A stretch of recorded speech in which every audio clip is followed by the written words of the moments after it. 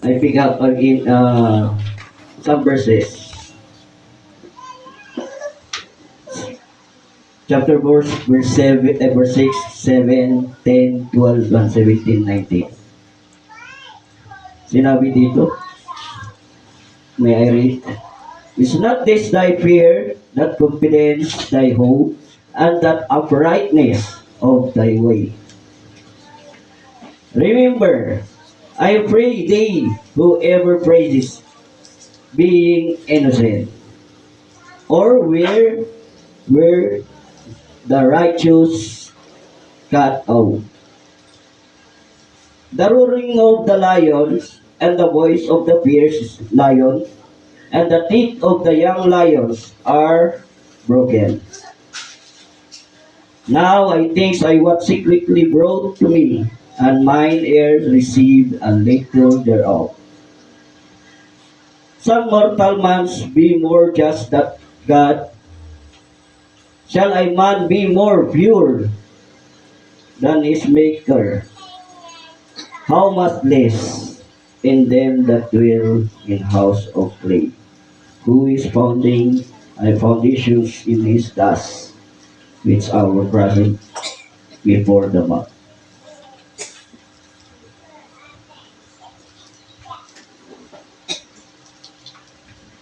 Mayroon akong gustong i-share sa inyo tungkol sa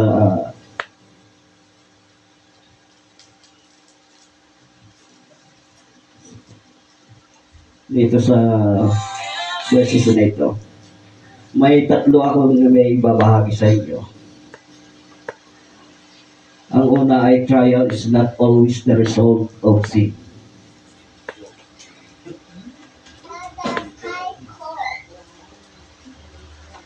Pangalawa, God is loving and merciful. The last is trials give opportunity for faith to grow. Ito yung tatlo na ito.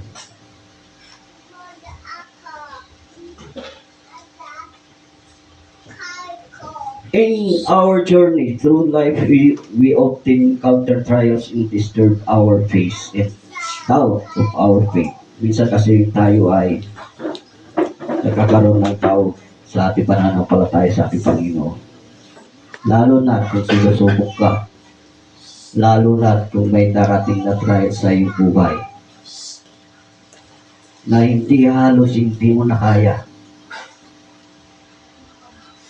Sa ating paglalakbay sa buhay, madalas tayo nakatatakbuhan ng mga pagsubok.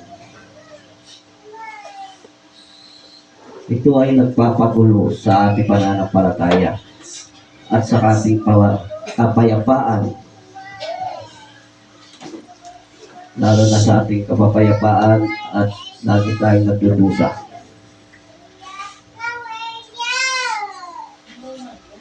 Minsan kasi talaga nagkakaroon tayo ng duda sa ating buhay. Kung totoo ba ang ating Panginoon o totoo ba na mayroon siya.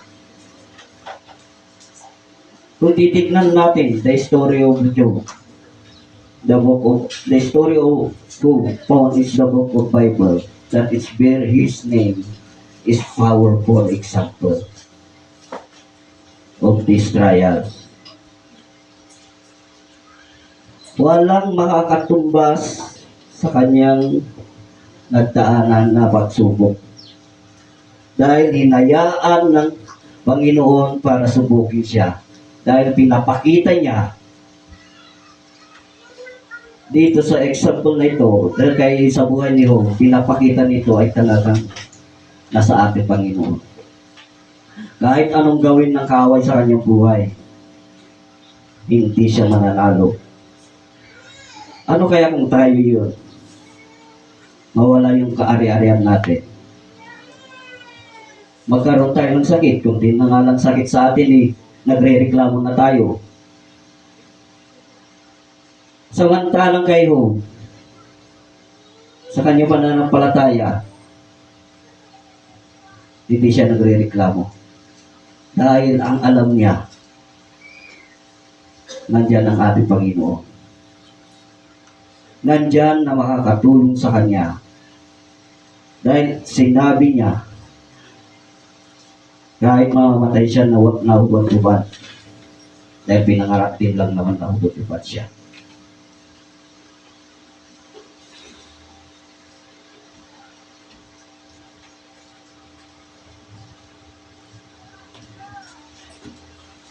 Itong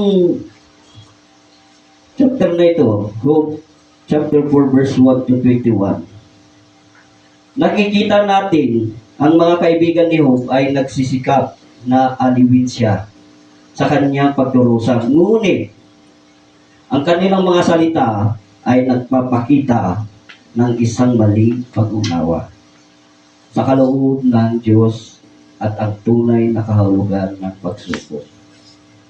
Example na lang natin yung asawa niya. Bakit? Hayaan mo na yung asawa, yung Diyos mo. Dahil pinapabayaan ka lang naman. Akala nila nakakatulong sa kanya. Pero hindi yun ang wagas at ways na para i-give up mo na ang pananampalataya mo sa ating Panginoon. Tingnan mo yung buhay niyo. Hindi pa rin siya nakinig sa kanila.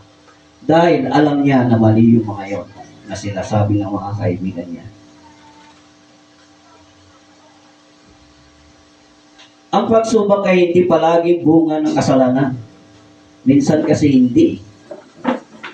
Ito ay minsan yung galing sa ating Panginoon, sa ating trials. Walang pagsubok na dumarating sa inyo na hindi nararanasan ng lahat ng tao. Dahil ito ay nararanasan lahat natin, ang mga pagsubok.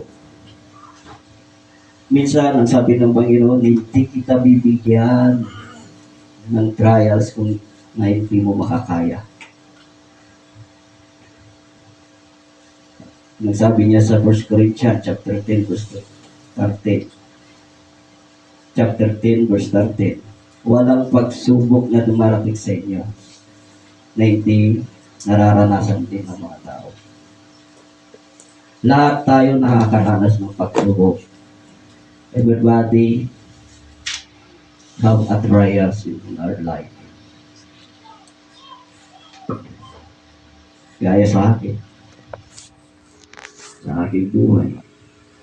Ang trials na dumarating sa akin, ang hirap akayin ng aking pamilya, ang aking mga anakis. Dito ako halos ayaw ko nang maglingkod sa Kanya, pero hindi po yun ang hadlan sa ating buhay. Sa ating paglilingkod sa ating Panginoon. Dahil bagkus kung mahal mo ang ating Panginoon, ano ba pagsubok sa ating buhay ay kaya nating labanan. Remember, Job chapter 4 verse 7. I pray thee, who is a praises being innocent, or where the righteous cut off. Isipin natin yun mga kapatid. Manalangin, mag-iusap tayo sa ating Panginoon.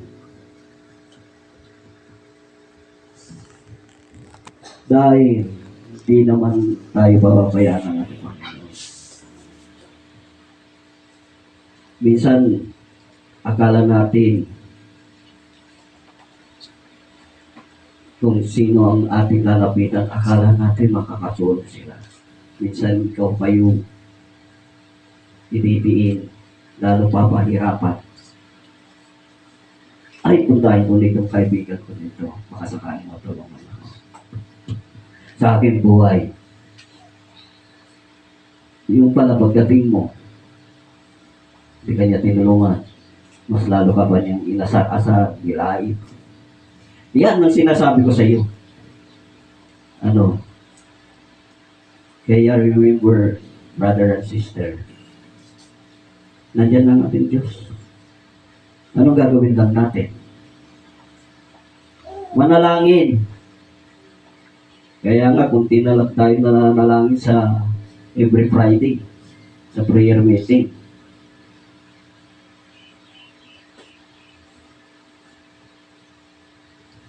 Wala nang umaating na kasi busy daw sila. Pag dumating ang problema sa iyong buhay, ano gagawin natin? Ito ang dapat natin gawin.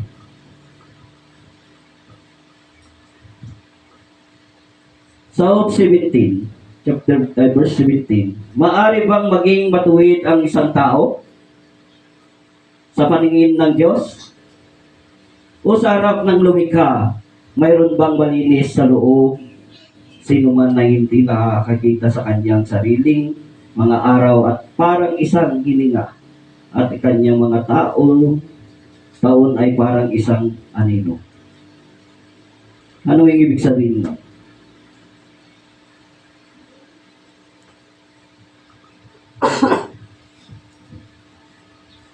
Maari bang maging matuwid ang isang tao sa paningin ng Diyos? Maari. Kung ikaw ay talagang gumagawa at sinusunod mo yung kagustuhan ng Panginoon. At yung mga ginagalos na binigay na sa atin ng ating Panginoon, yung mga commandment na yan, ay ginagawa natin para lang hindi tayo makakamit ng pagkakasala. Although lahat ng tao talaga ay nagkakasala.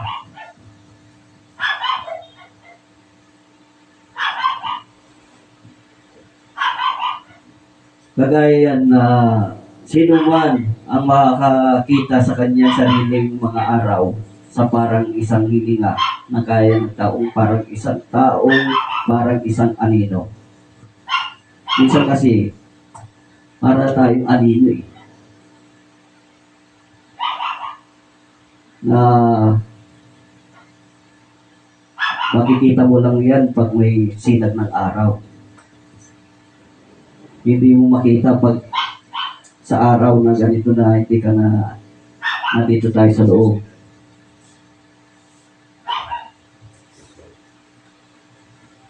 Kaya doon lang na pinapakita yung reflection mo sa buhay. Dapat ipinapakita natin sa kapwa natin.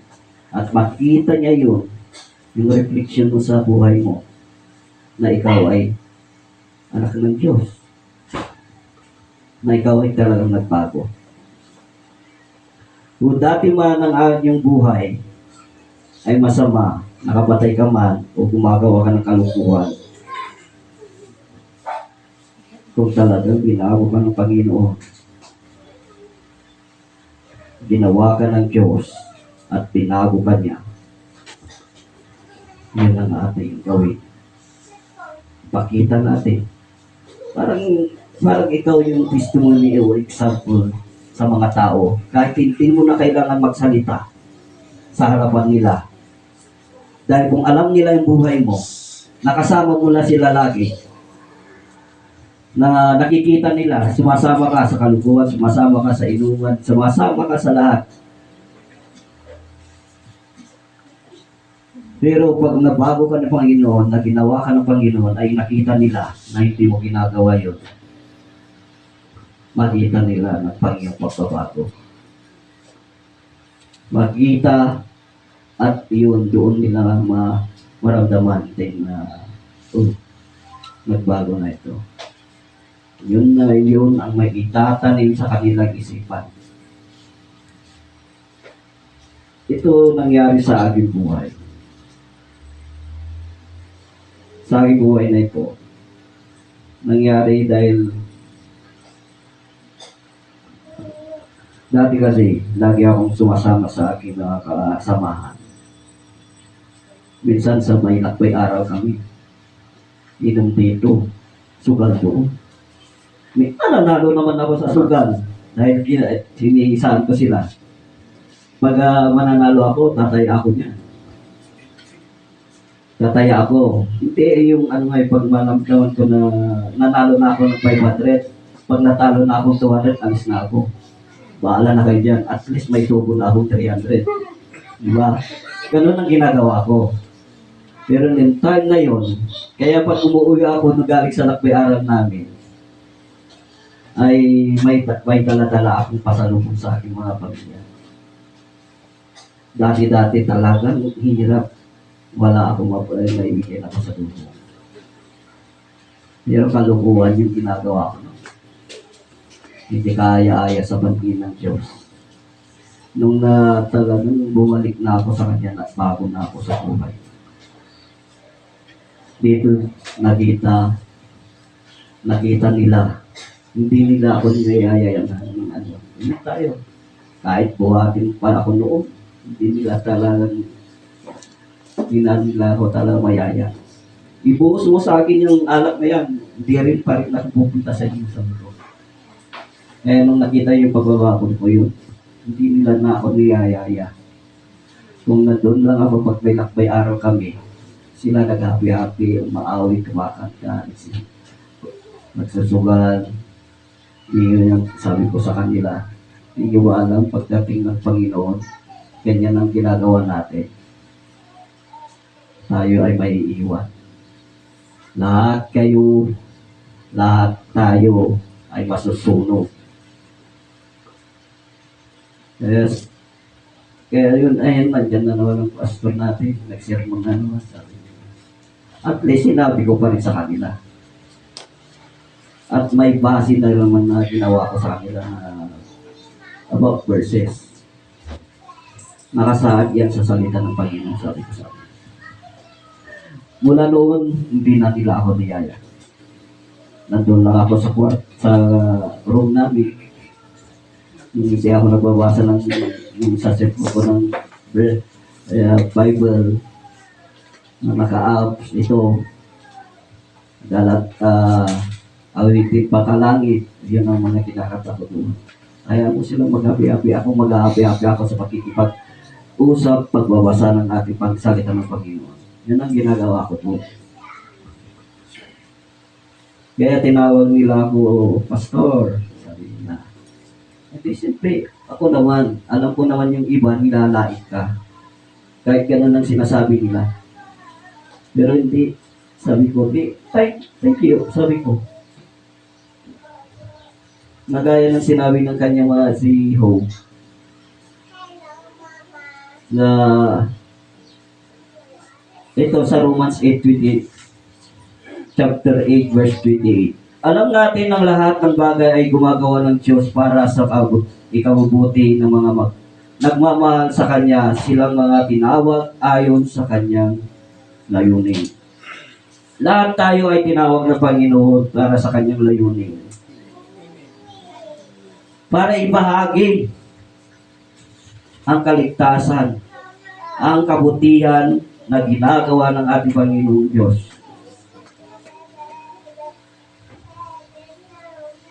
Dahil sa ating buhay, pagdating ng ating Panginoon na hindi ba natin nasasabi lahat yan.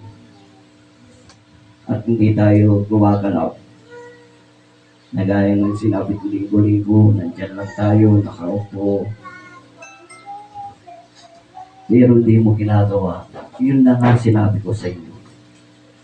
Sa buhay mo pa lang na binago ka niya, doon nila. Kahit hindi mo na kailangan sabihin.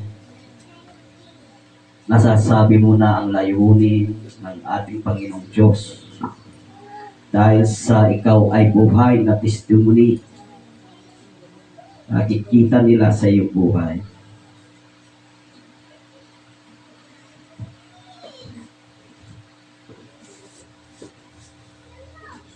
Ang mga kaibigan ni Job ay nag-aakala kanyang nagdurusa ay ang resulta sa kanyang mga kasalanan.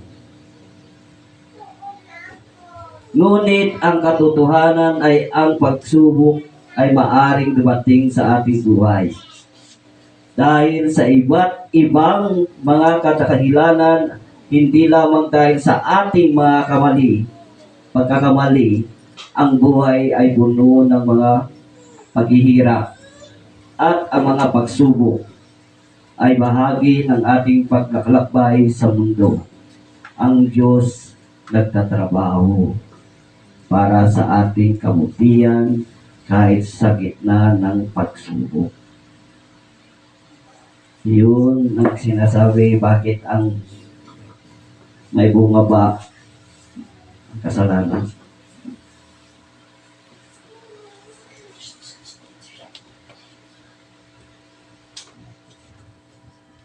Ang pagsubok ay hindi palaging bunga ng kasalanan.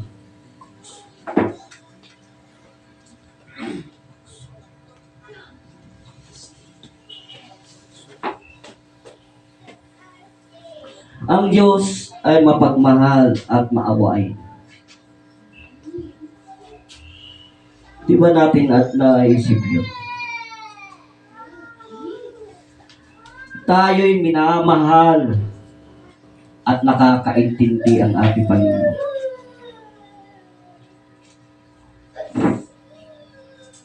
Ano bang sinabi niya sa verse? Exodo 34 verse 6. Dito ko lang kinuha.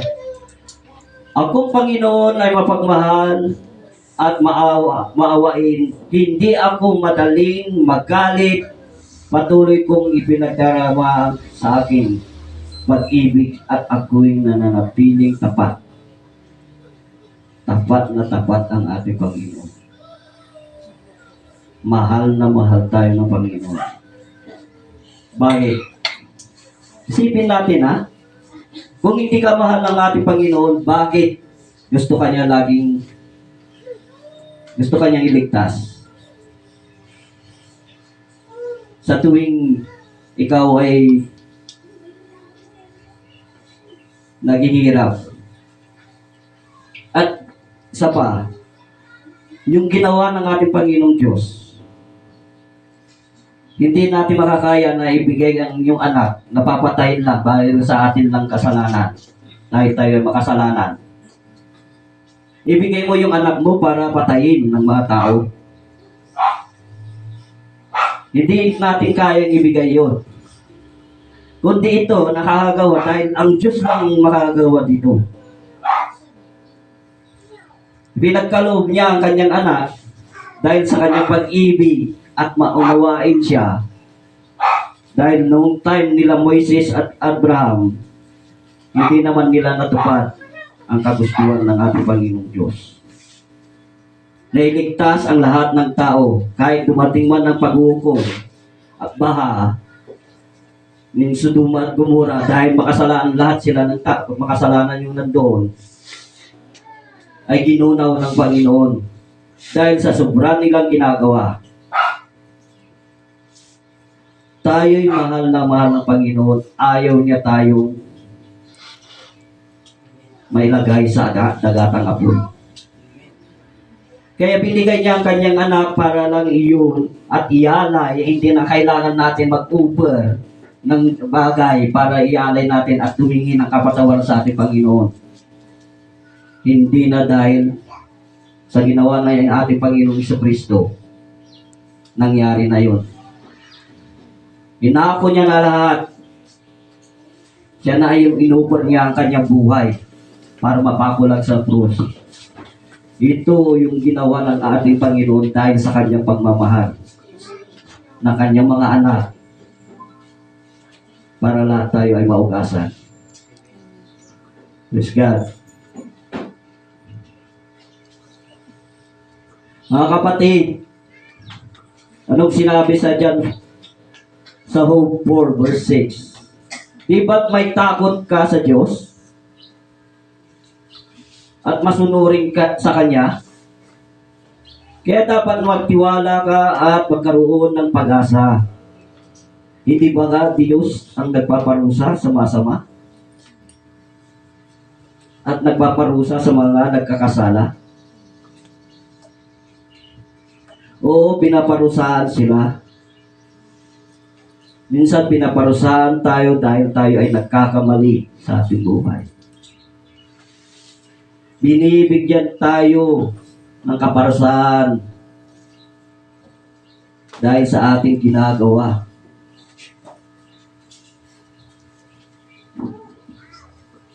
Kung ikaw ay nagkasala, ano bang ginagawa natin sa ating buhay? Yung bata, pag nakita mo siya nagkamali, anong ginagawa mo? Pinapalo natin, di ba? Mali yun.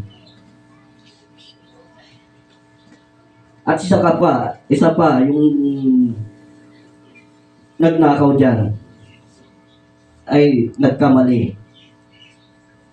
Anong dapat natin gawin? At alam ng yung mga magulang at kapatid na ikaw ang kumuha. Ano bang dapat natin gawin? Huwag mo nating hayaan na parusahan tayo ng Panginoon. At hingin na lang natin ng kapatawaran sa ating Diyos.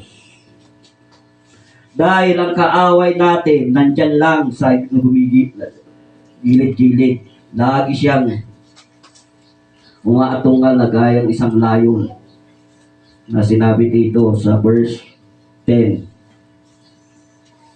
Mga masasamang tao ay parang leon. Umuungal, ngunit pinabatahimik sila ng Diyos. Ngipin nila ay tinatanggal. Hindi ba ang leon ay umuungal sa kagubatan? O ang turo umuungal sa kanyang kulungan? Para tayong ganun.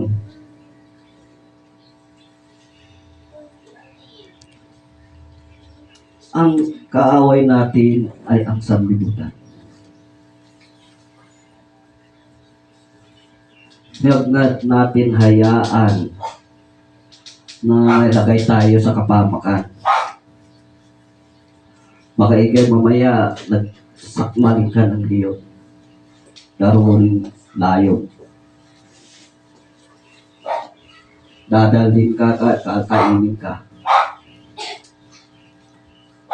Hindi ko sinasabing physical, kundi spiritual sa ating buhay.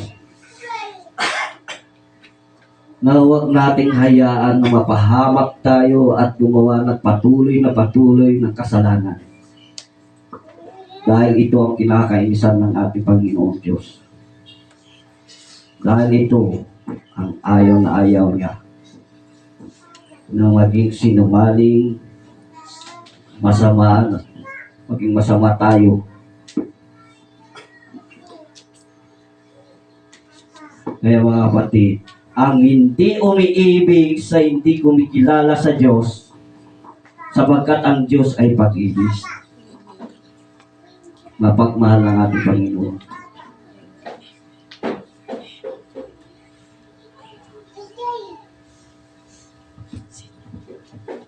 Ang Yahweh ay mahabagit, mapagmahal, at hindi madaling mabagalit. Wagas ang kanyang pag-ibig. Maawain at babagin ng ating Panginoon matagal at magalit man. Sagana pa rin ang kanyang kalooban. Mahal ka pa rin sa kanya. Mahal na mahal ka pa rin niya. Kaya ang bawat tao na nagkakasala, di ba minsan sa atin, bakit hindi pa natin, kunin nyo yung tao na yan. Dahil masama yan. Hayaan nyo yan, bakit makulog dahil masamang tao yan. Bakit kailangan ba natin yung usgahan nyo? Hindi naman tayo Diyos. Bakit hayaan natin? Imbis na tulungan natin at ibahagi, God Diyos, may time na makainig siya sa ating Panginoon. Hanggat hindi mo kinakilala ang iyong Panginoon, dito tayo dadalhin sa dagat-dagatan po, the lake of fire. Dadalhin ka doon.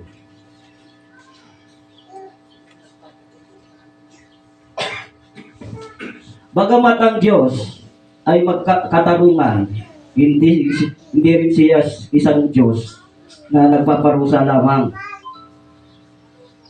Ang kanyang pag-ibig ay mais malaki kaysa ating mga pagkakamali. Di ba? Ang pag-ibig ng Diyos, gaano man kataas at kalaki yung pagkakamali, mahal ka pa rin niya, kapatid. Ang pagsubok ay hindi palaging tanda ng kanyang galit, kundi isang pagkakataon para sa ating paglago. Yung pagsubok na yan, hinuhubog ka lang yan ng ating Panginoon. Di ba sinabi niya sa salita niya, ang ating pananampalataya ay kailangan dumaan sa apoy para hubukin at subukan ng ating Panginoon Diyos. Kasi, hindi kaya ng isang goal. Paano magiging makinang ito kung hindi mo idaan sa apoy para kuminang? Ganyan ang ginagawa niya sa kanyang mga anak. Ganyan para dahil lang sa pagsubok ay lumalago siya. Dahil alam ko, dahil siya ay mahal niya ang din ng ating Panginoon. Tapat din siya sa kanyang pananampalataya.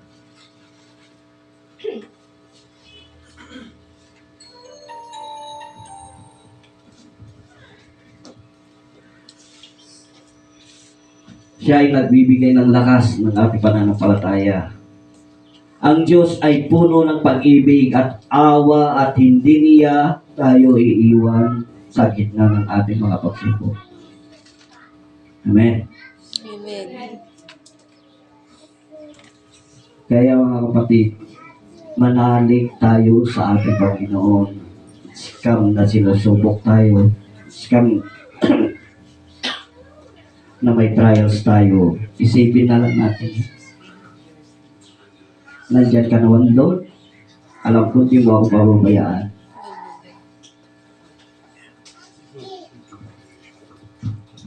Kaya, kay Hannah Jane ba? Sarah Jane? Hannah Jane.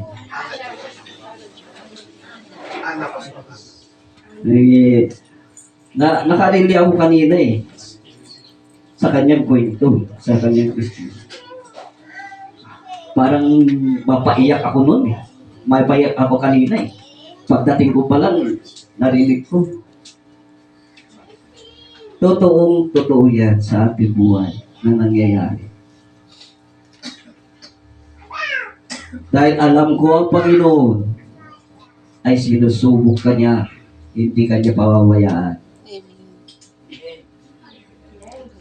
Hindi yun gawain ng kaaway na gusto kanyang ilaglag. Yun na pala ay panira sa iyo yun, ang kaaway. Para makalimutan mo ang salita ng Panginoon at ang ating Panginoon Diyos na siyang nagbigay ng buhay. At ang ating Panginoong Diyos ay nagmamahal. Walang malaking trials sa ating buhay kung hindi at tayo manalig sa ating Panginoong Diyos. Manalig tayo dahil hindi niya tayo pababayaan.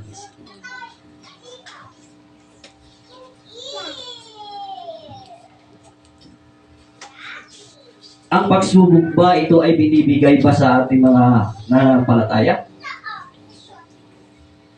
Ngayon, yung kay Haradin, yung testimony niya, trials give opportunity for faith to grow. Amen.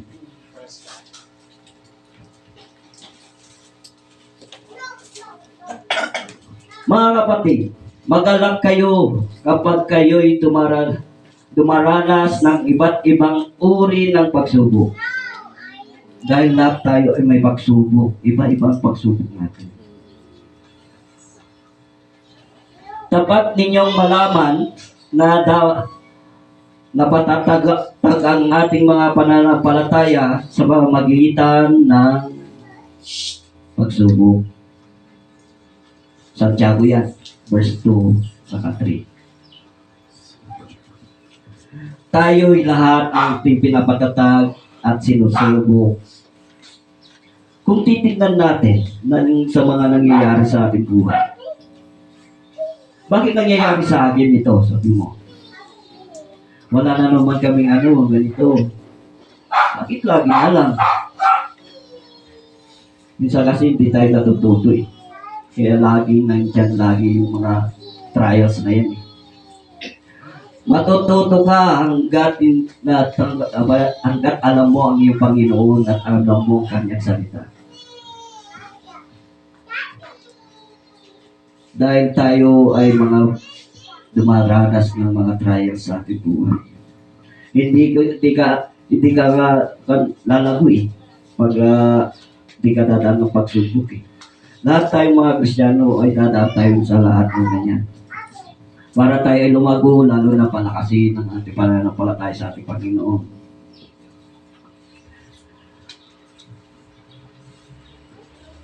Job 40, chapter 4, verse 12. Subalit ngayon ay may lihim ang dumarating sa akin na may bumubulong sa aking tainga tungkol dito. Ano ba yun? Ang aking mga salita ay nagmumula sa aking puso at ang mga sagot ng aking mga labi ay mula sa aking kaluluwa. Tama ba yun? Sa aking puso. Di ba pag tayo ay nagsasalita, ang salita natin, hindi ba nanggaling sa puso natin? Makapagsalita tayo, hindi ba nanggaling sa ating puso?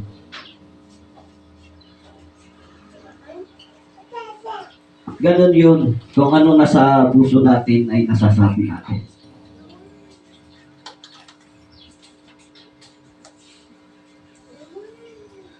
Ito ay para lang tayo ay nagaya ng mga sinabi ng ating Panginoon. Lahat ng nanggagaling sa ating puso ay lagi nasasabi. Minsan makasabi tayo ng masama. Naniniwala pa kayo na nagaling sa ating puso yun. Dahil sa galit natin, nakahawag pagtikta tayo ng masama. Hindi yun tama. Bagkus i-control natin ang ating sarili. Pag-aralan at pag-isipan ang mga nasasabi. Baka ito ay lalabas sa ating labi na makakasira sa ating kapwa.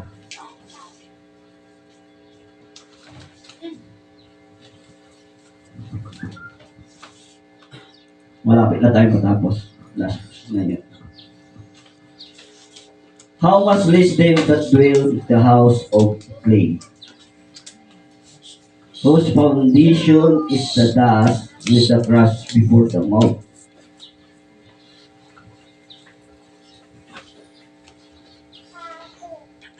Sino ang nagbibigay sa atin ng kautusan na ito? At sino ang nag-utos sa akin na maglakad ng daan na ito?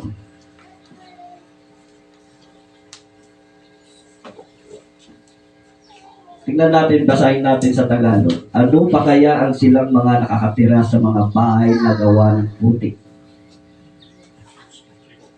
At ang mga pagpundasyon ay nasa buhangin na may marupok sa mga kulisap na madaling durugin. Sa panahon nila doon, ang mga ginagamit nilang bahay nila yung mga tulda. Minsan yung klingay. Panahon noon, ginagawa nilang bahay. Pero ito, madaling masira. Madaling pagdating ng bagyo, ay lilipad yung tulda. Yung isa, madudurog dahil mababasa. Ganon tayo sa ating buhay bilang isang Kristiyano. Pagdating ng bagyo sa ating buhay, bigla tayong lumulupaypay.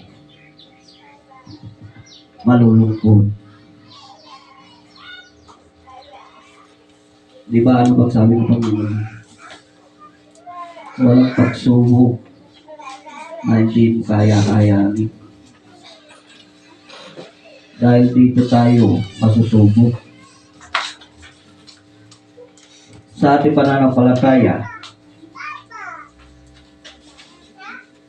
bakit iiwanan na natin ang ating pananampalataya pag may pagsubok sa ating buhay?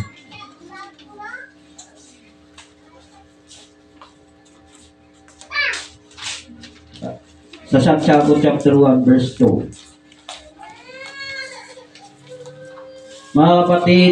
Mga kapatid ko, ituring ninyong buong kagalakan ang iba't ibang pagsubok na inyong dinaranas. Sapagkat alam ninyo, ang mga pagsubok na ngayon, pananampalataya at pagbubunga ng pagtitiis, at hayaan nyo magkaroon ng maganap na paggawa ng pagtitiis, upang kayo'y maging ganap at walang kapintasan at hindi kulang sa anumang bagay.